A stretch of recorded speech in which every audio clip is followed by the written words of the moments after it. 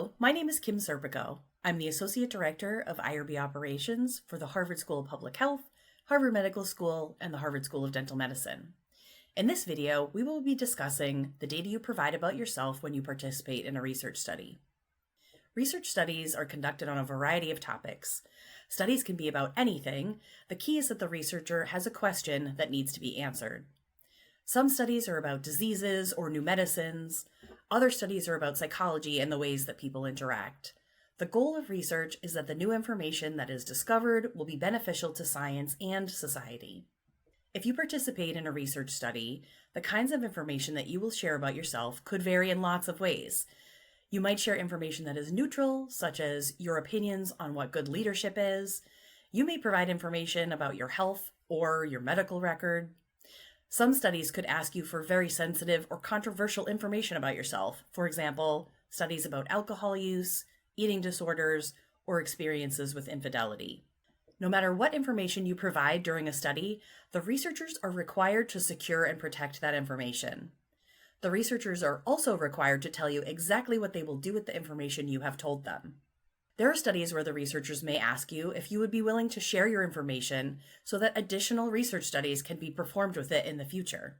If you grant your permission for your data to be shared, other researchers will be able to use it to study their research questions.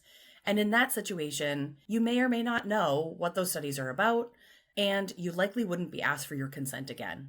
Sharing your study data is your choice. You can say yes or no. It's completely up to you. On one hand, you might say no because you're not comfortable with other researchers using your data if you don't know what their studies are about. On the other hand, you may say yes to sharing your information with other researchers because you want to contribute to the greater good of science as much as you can. For example, data sharing during the COVID-19 pandemic allowed researchers to rapidly understand how to diagnose and treat COVID and to swiftly respond to new variants and new information about community spread in a way that would not have been possible without data sharing across the country and the globe. There is a lot to consider when thinking about sharing information about yourself with researchers.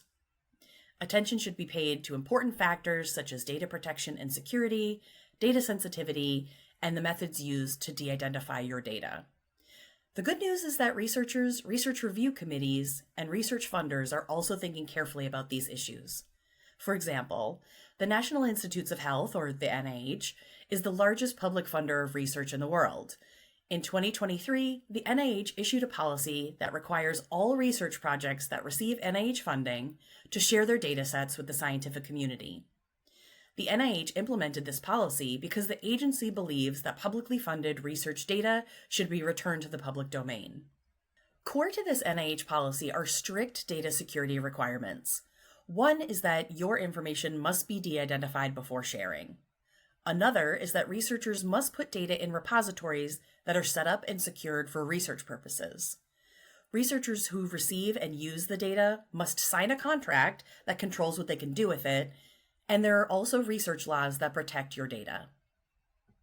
Sharing research data can drive much-needed advancements in medicine and healthcare. As a participant, it is your decision whether or not to share your data for use in future research. Thank you.